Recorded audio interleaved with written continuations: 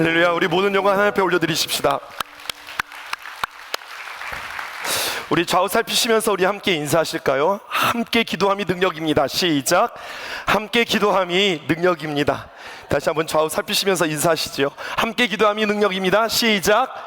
함께 기도함이 능력입니다. 우리가 천영바다 집회가 있는 거 아세요? 깜짝 놀랐습니다. 우리 전도사님들이 나오셔서 귀한 말씀 전하시는데 어쩜 이렇게 잘해요? 제가 긴장하게 되었어요. 왜 이런 거 있잖아요. 어느 날 피아노를 치는데 피아노 치는 학생이 원장님 피아노 좀 한번 쳐보세요. 그러는 거예요. 그렇게 갑자기 이런 느낌인 거예요.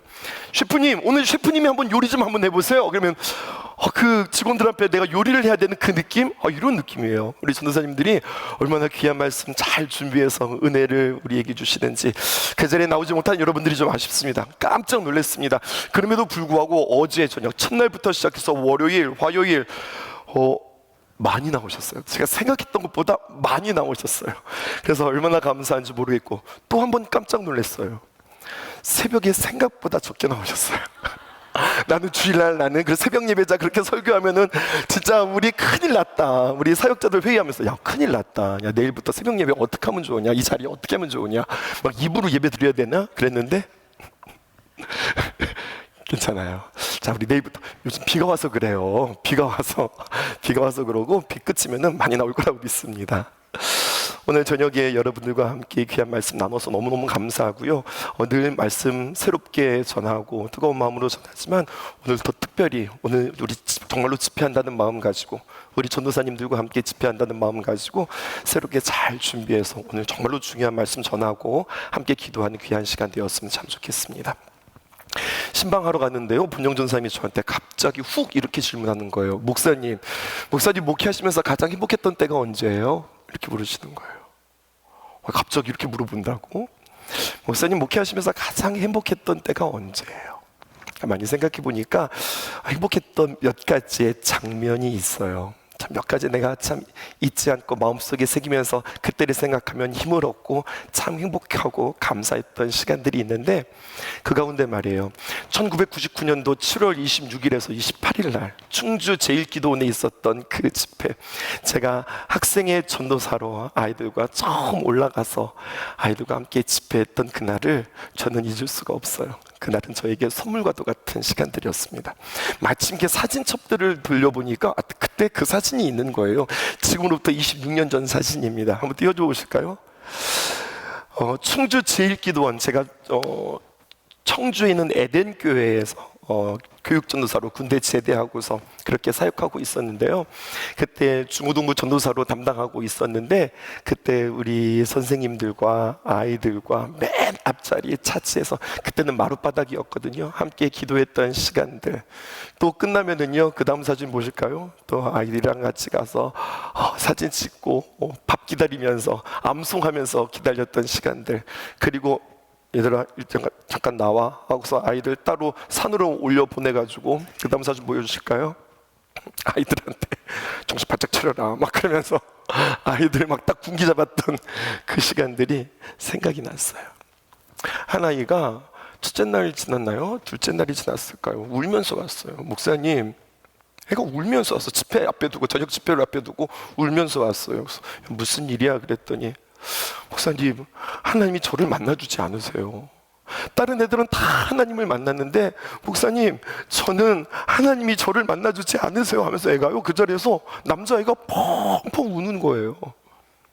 성수로 목사 아니에요. 성수로 목사님은 제가 부목사 때 만났던 제자고 제가 전도사 때 만났던 제자. 그래? 걱정하지 마. 야, 일단 말이야 하면서 막 제가 하나님 앞에 은혜 받는 솔루션을 가르쳐 줬는데 지금 생각하면 너무 부끄러워요. 성경적이지 않았어요. 야, 일단 네가 뒤에 앉아서 그래. 일단 앞에 가서 앉아. 그리고 기도할 때 그냥 기도하는 거 아니라 무릎 꿇고 기도해. 무릎 꿇고 기도하는 거야. 근데 요령이 있다. 그냥 무릎 꿇는 게 아니라 다리를 살짝 이렇게 꼬아. 그러면은 좀 다리가 덜 저릴 거야. 그리고 앞에 제단을 붙잡고 기도하는데 어떻게 기도하냐? 앞뒤로 몸을 흔들어. 그러면은 덜 아플 거야. 그리고 너 딱 짚고서 너는 제 기도할 때 싹 둘러싸고 같이 기도해. 그렇게 전혀 성경적이지도 않고 그냥 열정 하나로만 가가지고 그날 밤에 가서 우리 같이 하나님 만나자, 은혜 받자, 예수님 만나자. 그리고 너 할렐루야 해봐. 할렐루야. 안 돼. 그 목소리 안 돼. 하여튼간 이따가 전도사님 만났는데 목소리 멀쩡하기만 해봐. 하여튼간 너 목소리 멀쩡하기만 해봐. 알았다고 하면서 그날 하나님 앞에 부르짖으면서 기도했던 그 학생이 그날 밤 집회가 끝난 뒤에 찾아와서 전도사님, 저 예수님 만났다고, 저 방언한다고, 제가 성령님 만났다고 하면서 막 좋아했던 그 시간에 아이들과 같이 끌어안고 울면서 같이 하나님 앞에 기도하고 교만하지 말아라, 방심하지 말아라 막 그러면서 그렇게 했던 그 시간이 저에게는 참 아름다운 추억이에요. 그리고 한참이 지났을까요? 그 아이가 목사가 되어서 목사 안수식 하는 날에 저를 불러서 목사님이 꼭 오셔서 안수식에 저를 위해서 안수해 주셨으면 좋겠어요 라고 하는 그 말에 정말로 기쁘게 가서 그 머리 위에 딱 손을 얹을 때 얼마나 감사하고 얼마나 감격이 되어지는지. 오늘 그런 꿈들이 다시 한번 오늘 말씀을 준비하면서 제 마음속에 있었습니다. 우리 교사 기도회로 모여요. 우리 교사들이 진짜 열심히 모여서 기도하고 있어요.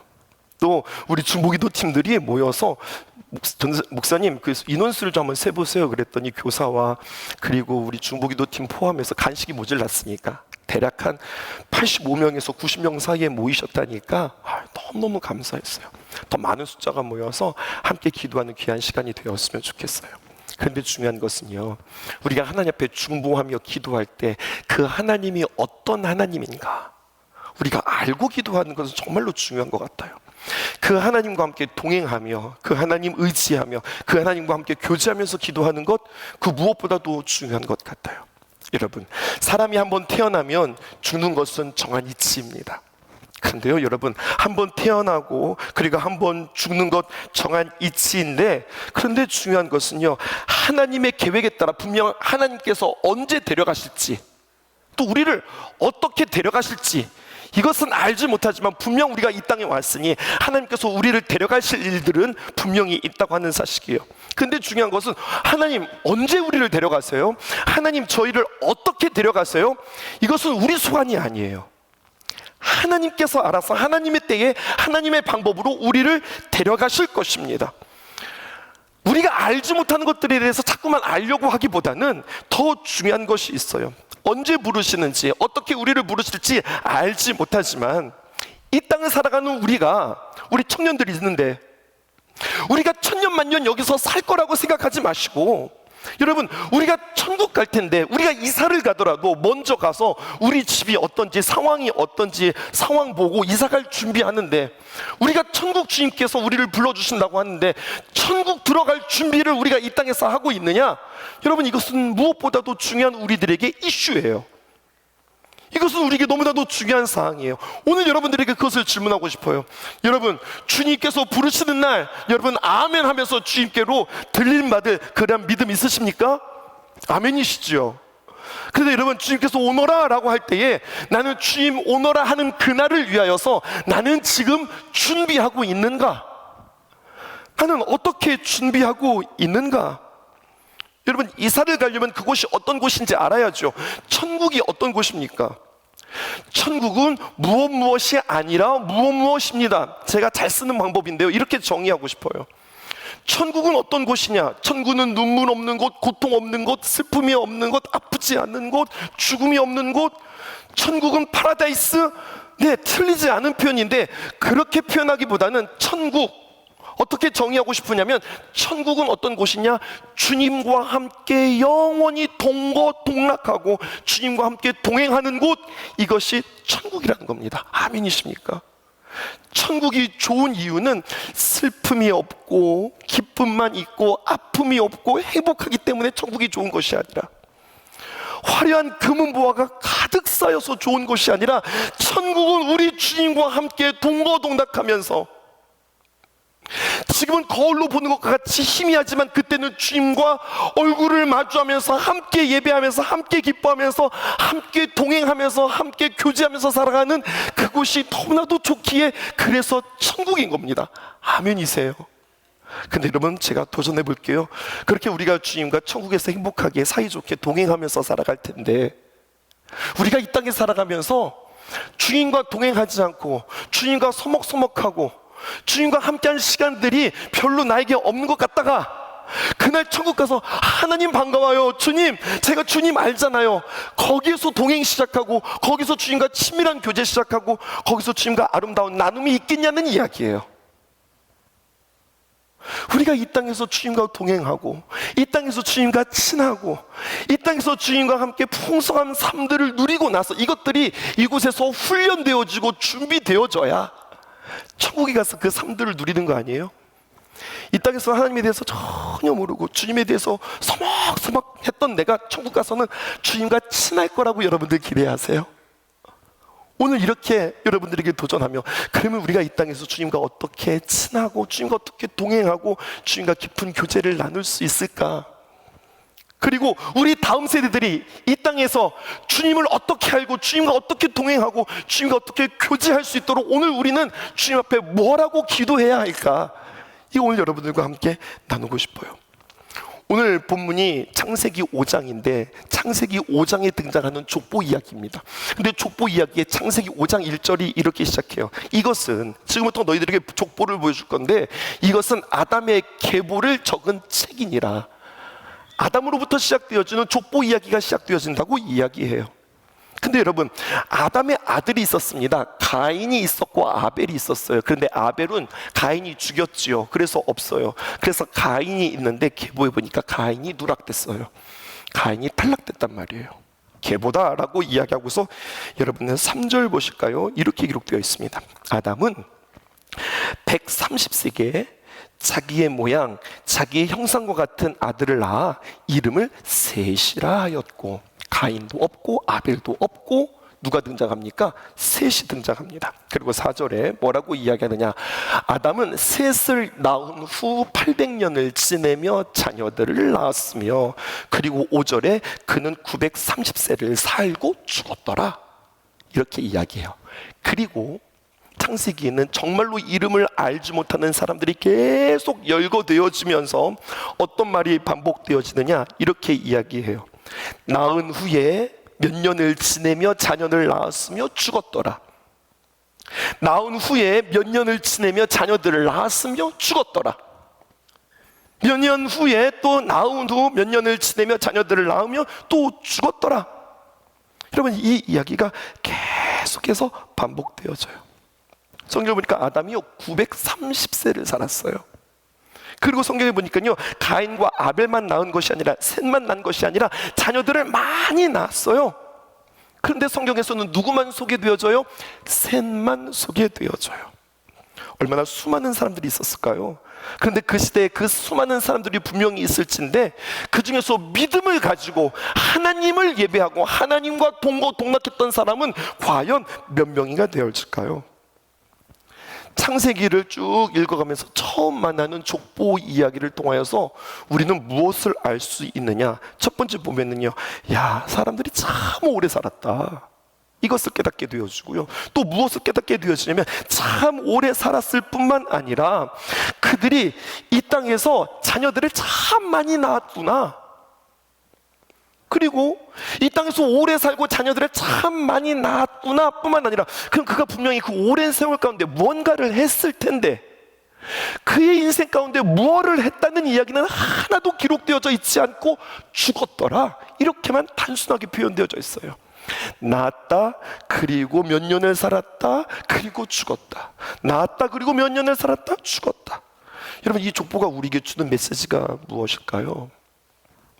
얼마나 오래 살았든 혹은 짧게 살았든 무엇을 했든 무엇을 하지 않았든 계속해서 반복되어지는 메시지를 통하여서 우리에게 가르쳐주는 것, 사람은 죽는다, 사람은 죽는다. 이 이야기가 창세기 5장 이 족보에 나온 이야기예요. 그런데요, 창세기를 쭉 읽어다 보면 또 한 번의 족보가 나오는데 창세기 11장의 족보가 나옵니다. 그런데 이 족보는 창세기 5장에 나왔던 족보와 달라요. 뭐가 다르냐? 분기점이 달라요. 이때는 언제냐? 하나님이 그 땅을 큰 홍수로 심판하고 노아라고 하는 하나님께서 의인이라고 칭했던 자, 노아 이후부터 시작해서 아브라함까지 쭉 나오는 족보인데요, 확인해 보실까요? 뭐가 다른가? 창세기 11장 10절입니다. 셈의 족보는 이러하니라. 셈은 백세 곧 홍수 2년에 아르박삿을 낳았고, 아르박삿을 낳은 후에 500년을 지내며 자녀를 낳았으며, 아르박삿은 35세에 셀라를 낳았고, 셀라를 낳은 후에 430년 지내며 자녀를 낳았으며, 셀라는 30세에 에벨을 낳았고, 에벨을 낳은 후에 403년을 지내며 자녀를 낳았으며. 5장에 나와 있는 족보와 11장에 있는 족보의 차이점을 여러분들 확인하실까요? 11장에 있는 족보에 오늘 이 이야기를 보게 되어주면 의도적으로 죽었더라라고 하는 이야기가 없어요. 그래서 성경학자들은 이렇게 이야기합니다. 앞에 있는 족보를 사망에 이르는 족보, 그리고 뒤에 있는 족보는 생명에 이르는 족보, 이렇게 이야기해요. 물론 모든 사람들이 다 이 땅에서 죽었어요. 그런데 노아의 족보로부터 시작하여서 아브라함에 이르기까지의 족보는 앞의 족보와 다르다는 거예요. 죽는다는 이야기가 없고 살았다라고 하는 이야기만 나와요. 그리고 한 번 더 족보가 나오는데, 노아에서부터 아브라함까지 나왔죠. 마태복음을 열게 되어지면 마태복음 1장부터 족보가 시작되어지는데, 거기서는 어디서부터 시작되었냐? 이제 아브라함부터 시작해서 예수 그리스도까지 족보들이 쭉 진행되어지는데, 거기도 마찬가지예요. 죽었다는 이야기는 없고 낳고 낳는다는 이야기만 성경에 기록되어져 있어요. 여러분, 여기에게 우리에게 주는 아주 중요한, 정말로 중요한 메시지가 있습니다. 그것은 바로 무엇이냐? 우리가 이 땅에서 얼마큼 살아가느냐, 이것보다도 더 중요한 것이 무엇이냐면, 사람은 반드시 죽는데 그는 이 땅에서 무엇을 했느냐보다 더 중요한 것, 그는 이 땅에서 어떤 것을 바라보며 어떤 방향성을 가지고 살아갔느냐, 이것이 중요하다고 하는 거예요. 영원한 천국을 준비했느냐, 아니면 영원한 죽음으로 내려가는 인생이냐, 영원한 생명으로 올라가는 인생이냐, 이 분기점에서 나에게 주어진 생명 가운데 나는 이 삶을 어떻게 준비했는가, 나는 이 땅에서 무엇을 집중했는가. 오늘 창세기 5장에 있는 그 죽음의 족보를 보면서 누구는 누구를 낳았고, 누구를 낳은 후에 몇 년을 지내며 자녀들을 낳았고, 그는 죽었다라고 하는 이 말씀을 통해서 하나님이 저한테 이렇게 이야기하는 것 같아요. 박 목사야, 봐라, 맞지, 그치, 그런 거지. 계속해서 확인해 주시는 말씀, 알겠지? 사람은 어떻게 된다고? 죽는다고. 얼마큼은 살았든 얼마나 오래 살았든 죽는다고. 맞지? 확인했지? 그런데 말이야 라고 하면서 쭉 맞지 그러셨던 그 하나님이 오늘 본문에 보니까 뭐라고 이야기했냐?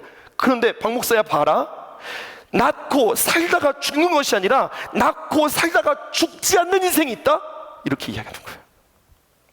전 알았어요. 요 이야기를 하고 싶어서 나머지는 쫙 다 앞에 뭐를 깔은 거예요? 엑스트라를 깔은 거예요. 봐봐, 인생이 뭐야? 죽지, 그치, 죽지, 맞지, 확인했지, 그치? 그런데 이 인생을 봐라, 이 인생은 죽지 않았대. 뭐가 다를까?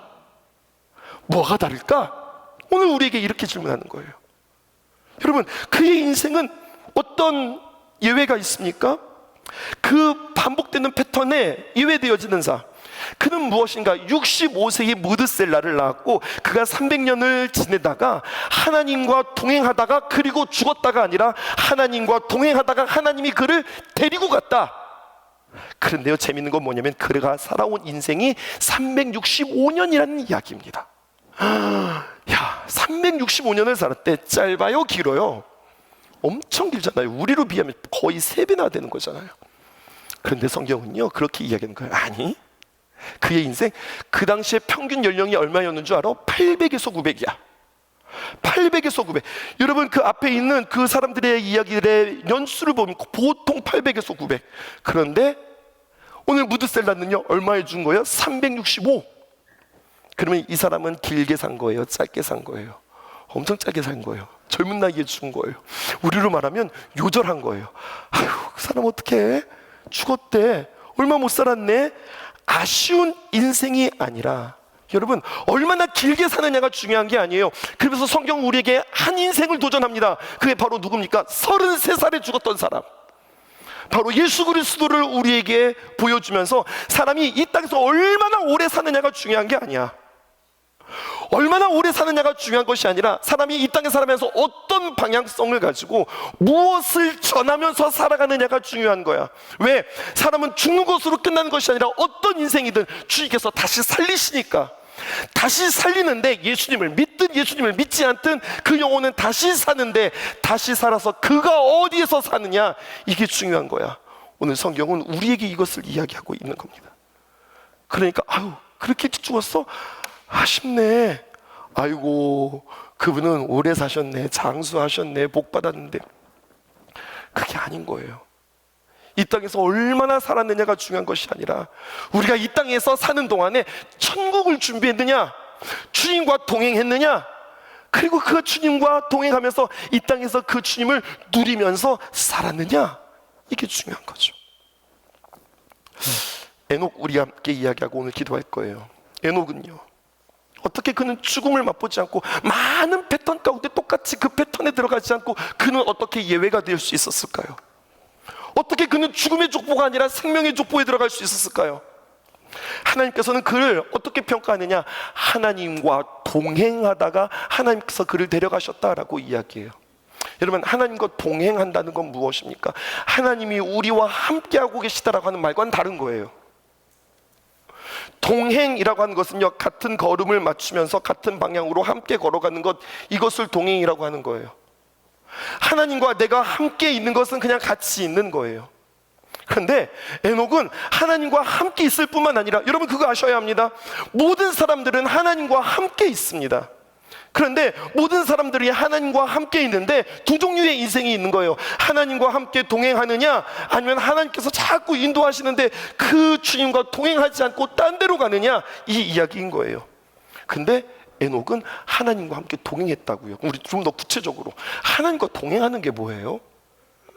그것을 우리는 믿음장 히브리서 11장을 통하여서 우리는 그 하나님과 동행하는 것이 무엇인지를 정의할 수 있습니다. 히브리서 11장 5절에 있는 말씀입니다. 믿음으로 에녹은 죽음을 보지 않고 옮겨졌으니, 아는 이야기죠. 하나님이 그를 옮기심으로 다시 보이지 아니하였느니라. 그는 옮겨지기 전에 그가 어떻게 하나님께서 그를 옮기셨을까? 하나님을 기쁘시게 하는 자였다. 구약에서는 그는 하나님과 동행하는 자였다. 신약에서는 그가 하나님과 동행하면서 그는 하나님을 기쁘시게 했다. 그러면 여러분, 어떻게 하는 것이 하나님을 기쁘게 하는 겁니까? 이때는 마이크를 들고 나갔으면 좋겠어요. 그 인터뷰했으면 좋겠어요. 긴장되시죠? 여러분, 어떻게 하는 것이 하나님을 기쁘시게 하는 걸까요? 그러니까 저녁 기도회 때 빠지지 말고 나와야지. 새벽 기도 때 나오자고 하면 그때 나오셔야지. 여러분, 이게 하나님을 기쁘시게 하는 걸까요?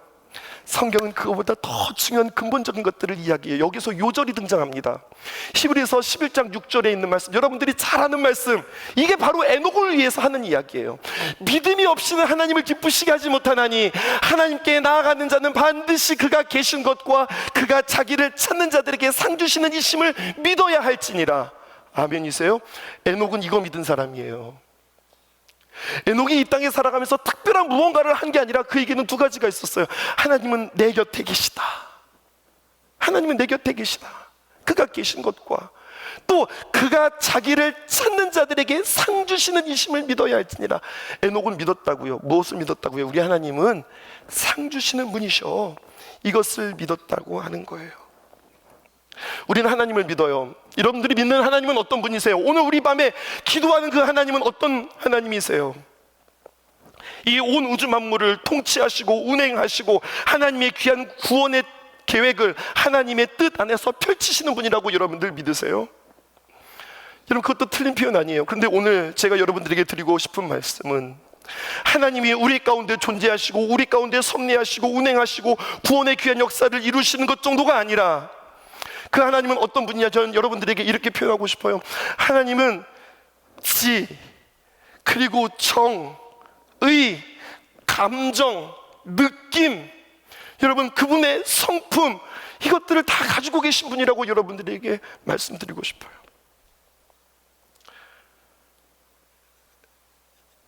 말해야 될까 말할까 고민하다가 무시하고 이야기하겠습니다. 어느 날 갑자기 우리 집에서는 정말로 있을 수 없는 일인데 갑자기 정말 1년에 한 번이 있을까 말까 한 이야기, 막내딸이 저희에게, 부모님에게 밥을 사주겠다는 거예요. 1년에 한 번 있을까 말까 한 일. 네가 웬일이냐? 얼른 아내한테 전했습니다. 여보, 얘가 무슨 일이 있을까? 왜 갑자기 우리에게 밥을 사준다고 그럴까? 이런 일 흔하지 않으니 바쁘지만 우리 그날 점심에 정말로 밥 많이 먹었거든요. 전혀 저녁 생각이 없었거든요. 그럼에도 불구하고 이런 날은 흔치 않으니 반드시 나갑시다 여보. 반드시 얻어먹읍시다 여보. 뭘까요? 가르쳐주고 싶고요, 부모를 대접하는 것들을 가르쳐주고 싶고요, 그렇게 대접하는 그에게 격려해주고 싶고요, 칭찬해주고 싶고요, 그렇게 많은 것들을 가지고, 의지를 가지고 우리에게 가서 맛있게 먹었다니까요. 저는 하나님이 그렇다고 생각해요. 여러분, 우리가 어떤 일에 되게 막 기쁜 일이 있어요, 또 어떤 일에 슬픈 일이 있어요, 마음 상하는 일이 있어요, 서운한 것도 있어요, 원망스러운 것들도 있어요, 너무 보고 싶은 것도 있어요, 간절한 것들도 있어요. 그게 다 어디에 있어요? 내 안에 있어요. 근데 여러분, 하나님께서 우리를 어떻게 지으셨느냐? 하나님의 형상에 따라 우리를 지으셨다고 그랬어요. 하나님의 마음 속에 없는 것을 가지고 우리 속에 마음에 넣지 않으셨다고요. 이게 무슨 말인 줄 아세요? 하나님도 서운하세요. 하나님도 기쁘시다고요. 하나님 다 알지만 어떻게 하나 볼까? 이렇게 하나님께서 기다리기도 계세요. 하나님께서 우리에게 때로는 서운하기도 하고 기뻐하기도 하고 우리에게 막 칭찬해 주시기도 하시고 우리에게 격려하시기도 하시고, 이런 하나님이에요. 뿐만 아니라 그 하나님께서는 우리에게 어떤 하나님이시냐? 상 주시는 하나님이라고 그렇게 이야기해요. 사람들은 이런 하나님을 이야기하면 하나님이 무슨 산신령도 아니고 뭐 금 나와라 은 나와라 뭐 동 나와라 이러면서 우리에게 착한 사람에게 선물을 주는 뭐 산타크로스처럼 산신령처럼 그런 하나님으로 폄하하냐라고 이야기하는데, 오늘 성경에 보니까 오늘 에녹은 하나님은 우리에게 상 주시는 분이시라고 그렇게 이야기해요. 하나님을 구체적으로 경험했던 그였다고요. 우리 신성의 성도들은, 특별히 저녁 예배에 오시는 성도님들은 이제는 아실걸요. 우리 담임 목사가 얼마나 허술한 사람인지. 근데 주일날 오전에 나오면, 주일 오전만 나오시는 분들은요, 제가 정말로 완벽한 사람인 줄 알아요. 신방을 가면 우리 전도사님들은 항상 저보다 일찍 나오지 않습니다. 저보다 늦게 나오셔서 이렇게 두리번거리면서 우리 목사님 또 뭐 놓고 오셨나, 핸드폰 놓고 오셨나, 안경 놓고 오셨나, 가방 놓고 오셨나, 거울 놓고 오셨나, 이거 다 챙겨가지고 섬주섬 들고 오는, 정말로 잘 잊어버리는 사람이에요. 지난주에도요, 신방을 갔는데 지갑을 어디에다가 놓고 왔는지 알 수가 없는 거예요. 내가 분명 신방 갈 때는 지갑이 있었는데 하여튼간 지갑이 없어요. 그러니까 우리 아내는 늘 말해요. 당신 지갑을 목에 걸고 다니든지 핸드폰은 목에 걸고 다니든지 맨날 찾지 말고 좀 잘 챙기라고 늘 이야기했는데, 그런데 그걸 잊어버렸어요. 어디서 잊어버렸지? 가만히 생각해봐도 몰라요. 생각이 안 나는 거예요. 어떻게 해요? 그래서 신방했던 그 권사님 댁에 가서, 할머니 권사님 댁에 가서, 권사님! 그래서, 아이고 목사님 방문 전에 신방하셨는데 웬일이세요? 그래서 권사님, 제가 한 가지 여쭤볼 게 있어서, 혹시 권사님 거기 혹시 지갑 하나 없어요? 이렇게 네모난 거 이렇게 지퍼 달린 지갑 혹시 못 보셨어요? 그랬더니 목사님 없는데, 못 봤는데, 그리고 지갑 없었어요. 그죠? 어디 있는 것 같기는 한데 어디다 놨을까? 차 안에다 놨을까? 어디다 놨을까? 하루 종일 찾았어요. 근데 우리 구 권사님이 그렇게 이야기하더라고요. 할머니 권사님, 그런데 목사님 기도하세요. 저는요, 잊어버릴 때 기도하면 하나님이 다 가르쳐줘요. 목사님, 제가 기도할 테니까 목사님도 기도하세요. 기도하면 찾는다니까요. 진짜 이건 권사님이 믿음이 좋다고 해야 될지 내가 믿음이 없다고 그래야 될지, 기도하고 찾는다면 내가 진짜 이 고생도 안 하지. 근데 사실 기도는 안 했거든요. 기도해 마라 진짜. 기도했을까요? 기도하지 않았을까요? 기도했어요. 하나님, 우리 권사님이 지갑 잊어버렸는데 기도하면 찾는다고 그랬는데 하나님 지갑 어디 있을까요? 기도하면 찾는다고 그랬는데 기도하면 찾는다고 했는데 지갑이 어디 있을까요? 문득 생각나는 게 있죠. 그날따라 제가 성전에 기도하러 왔었거든요. 근데 기도하러 왔는데 지갑 가지고 왔어요. 아니 무슨 성전에 기도할 때 뭐 하나님 앞에 카드 결제할 일도 없는데 무슨 지갑을 가지고 교회 왔을까? 근데 목사님 기도하면 하나님께서 가르쳐 주세요. 기도하면은 찾는다고 그랬는데 기도 맞아, 나 참 기도했지. 성전에 있나? 아니나 다를까 성전에 있었어요. 저는 여러분 하나님을 그렇게 막 위급한 상황에서 잘 모르는 상황 속에서 하나님께 물어보면 하나님 다 가르쳐 주세요. 하나님을 사용하는 법을 여러분들에게 가르쳐 드리는 게 아니에요. 오죽하면 하나님께서 가르쳐 주셨을까? 여러분, 오죽하면 하나님께서 가르쳐 주셨을까? 우리의 삶에 찾아오셔서 간섭하시고 보여주시고 알려주시고자 하시는 하나님의 마음, 내가 너에게 그런 하나님이라는 거 알아? 찾고 안 찾고가 중요한 게 아니에요.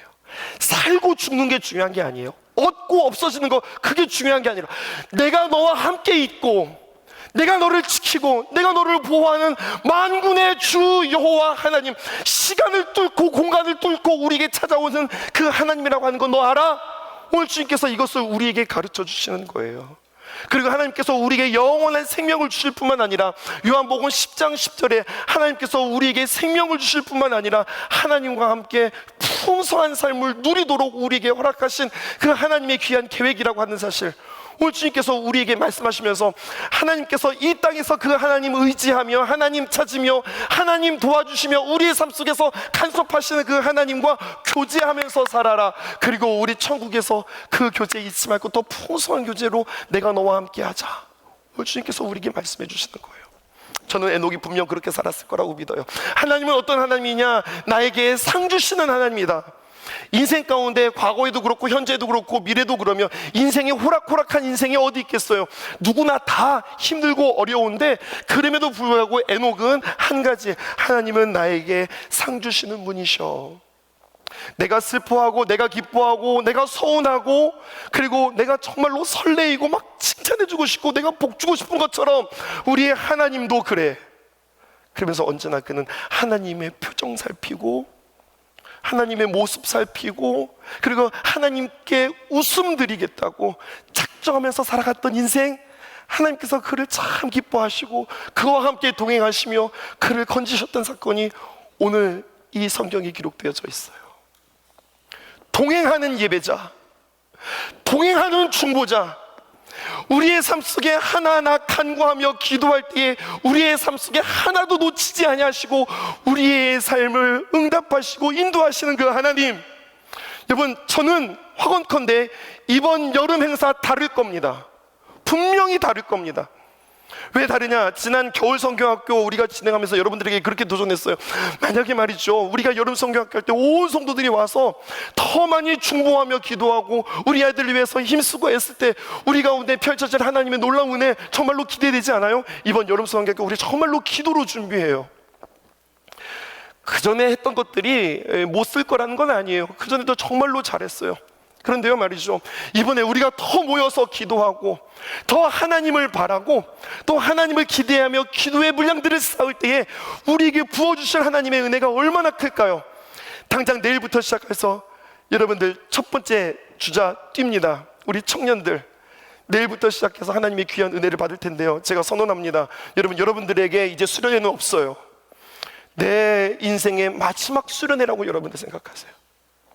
청년의 때에 얼마나 많이 고민하고 갈등하고 얼마나 힘듭니까? 우리가 얼마나 많은 것들을 선택해야 합니까?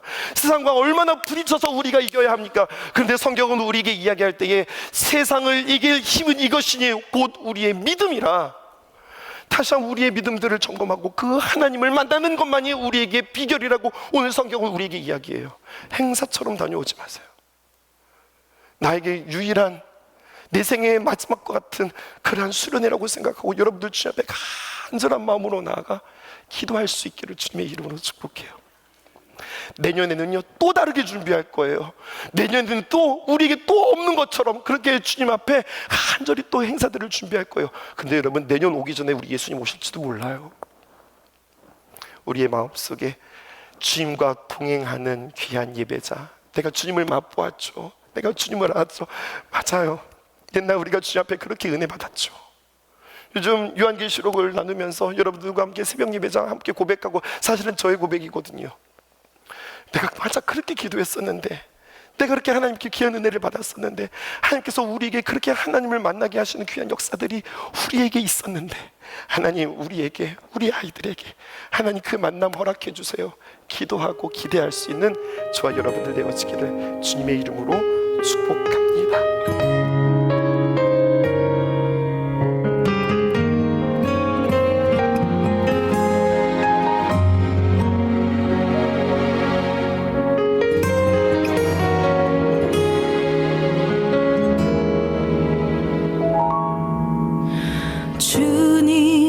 제 마음이 너무 둔해서 주님을 볼 수 없습니다. 이 땅에 속하여 이 땅만 보다가 주님 손을 놓쳤습니다. 나는 나그네로 왔는데 왜 주저앉게 되었나. 나는 청지기인데 언제부터 내 삶의 주인이 되어버렸나.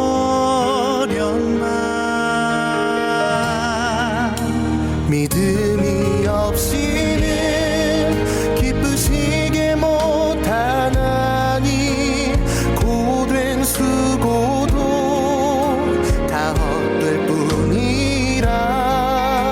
믿음이 없어서 무너진 삶의 모든 자리에 다시 주님을 기다립니다.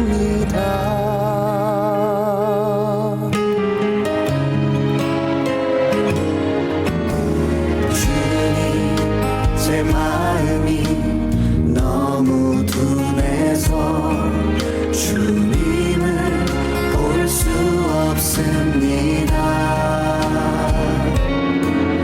이 땅에 속하여 이 땅만 보다가 주님 손을 놓쳤습니다.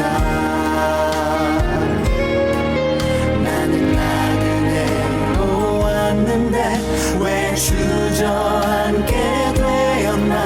나는 청지기인데 언제부터 내 삶의 주인이 되어버렸나.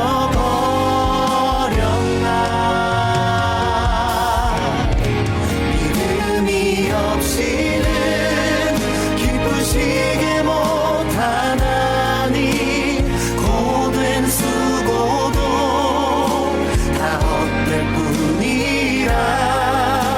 믿음이 없어서 무너진 삶의 모든 자리에 다시 주님을 기다립니다.